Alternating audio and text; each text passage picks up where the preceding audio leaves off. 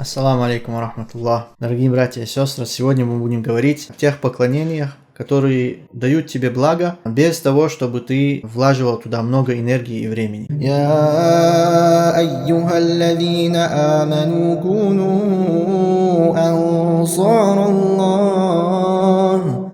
Если ты спросишь богатых людей, во что вкладывать деньги лучшим способом, то они ответят, что лучшее вложение это то, что тебе приносит пассивный доход. То есть тот доход, который не нуждается в твоей энергии и в твоем времени. Значит, ты вложил, ты построил дело, и доход тебе идет автоматически, без того, чтобы ты трудился. Это самое лучшее вложение. Верующий человек, он тоже думает, как вложить свою энергию, свое время, чтобы это дело принесло ему максимальное великое вознаграждение.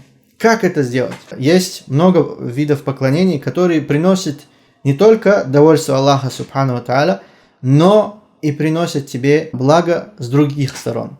Из этих дел это дела, которые делают так, чтобы люди взывали за тебя. Люди упоминали тебя в их дуа. И это дело из самых вещей, которые дают счастье мусульманину. Потому что если люди делают за тебя дуа, это значит, что мусульмане тебя полюбили. И если тебя любят мусульмане, то это знак, что твои дела приняты Аллахом Субхану ва Тааля. Как сделать так, чтобы мусульмане взывали за тебя? Первое это хуснул хулук, это хорошее отношение, хорошее поведение с людьми. Это то, что сделает, что мусульмане полюбили тебя. И когда мусульмане полюбят тебя, то они не забудут тебя, все, что ты сделал для них. Они не забудут даже ту улыбку, которую ты им давал, когда встречался с ними. Второе, это благополучие к родителям. Если твое поведение с родителями будет хорошее, то непременно они будут взывать за тебя. А дуа родителей – это необычная дуа. Дуа родителей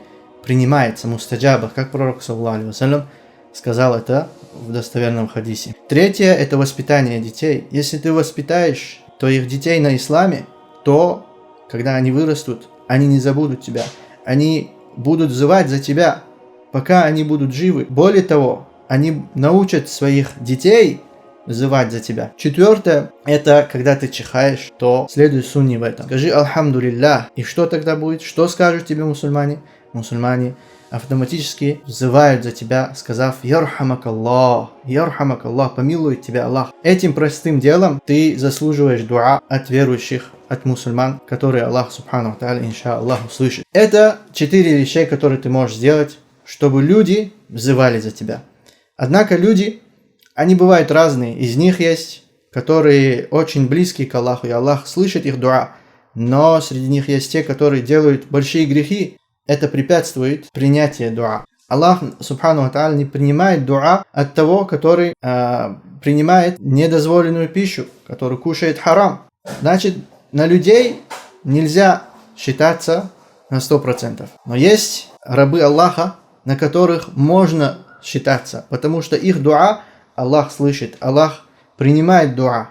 Кто они такие? Это ангелы, аль-малаика. Пророк саллаллаху алейхи ва саллям давал важность этому вопросу. Один раз он кушал у Саада бин Муаз, и после того, как он закончил, он сделал за них дуа.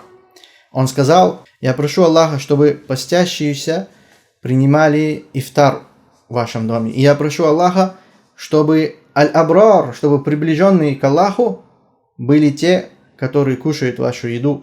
И я прошу Аллаха, чтобы ангелы молились за вас». То есть это очень-очень великое благо, когда ангелы делают дуа за тебя.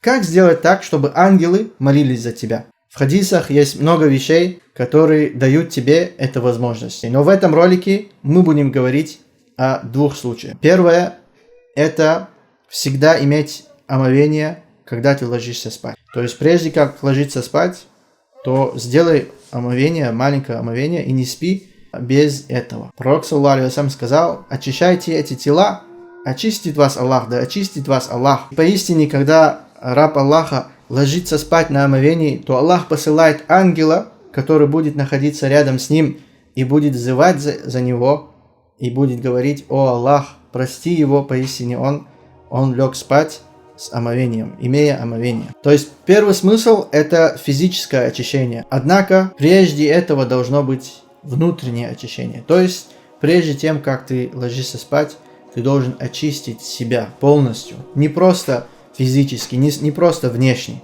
Ты должен очистить себя изнутри. Ты должен очистить себя от грехов. Ты должен покаяться к Аллаху Субхану ва Тааля. Покаяние – это остановить тот грех, который ты совершаешь. Это сожалеть о том, что ты его совершил, и обещать Аллаху Субхану ва Тааля, и быть искренним в намерении, чтобы никогда снова не попасть в этот грех. Это условие покаяния. Ты должен покаяться к Аллаху Субхану ва Тааля, и ты должен очистить свое сердце от всех негативных чувств, которые ты мог бы иметь, как ненависть к своим братьям, как обида и как зависть к рабам Аллаха за то, что Аллах даровал им. И вы, наверное, знаете тот хадис, где пророк, саллаллаху алейхи вассалям, сидел со своими сподвижниками в мечети, и он сказал, что войдет в мечеть человек, который является из обитателей рая. И тогда сподвижники удивились. Это был простой человек, который зашел, и его борода была мокрая из-за того, что он сделал омовение. И он был простым человеком с сандалиями в руках. И 3 раза пророк, саллаллаху алейхи вассалям, сказал это. И сахабы не понимали, почему пророк, саллаллаху алейхи вассалям, назвал именно этого человека и не другого среди нас. Тогда Абдуллах ибн Амр ибн Ас решил узнать, что это такое. Он пошел к этому человеку и сказал: «Я поклялся своему отцу, что не буду спать у него 3 ночей. И у меня нет места, куда идти. Ты мог бы принять меня у себя на 3 ночей?» Сподвижник согласился. И когда он был у него, то он всеми способами старался узнать, что это за дело, которое этот человек делает, чтобы заслужить этот статус обитателей рая. Почему пророк, саллаллаху алейхи вассалям, назвал именно его? Но он в течение 3 ночей ничего не нашел у него. Он был простой мусульманин, который помолился свои 5 молитв, и более этого он ничего не совершал. В конце Абдуллах сказал этому сподвижнику: «Я не пришел к тебе, потому что я поклялся отцу.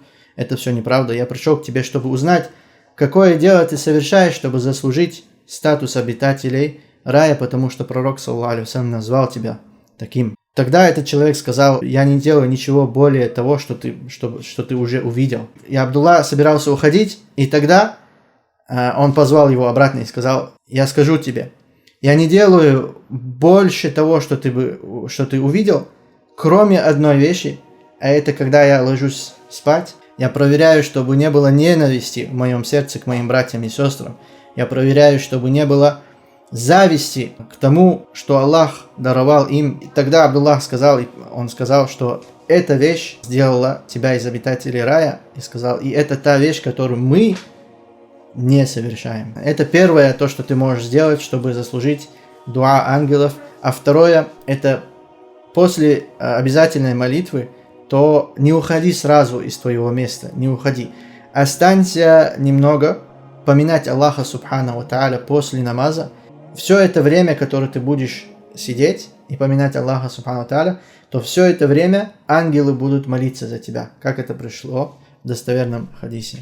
Баракаллаху фикум, что слушали меня, и я скажу вам до новых встреч. Ассаламу алейкум ва рахматуллах.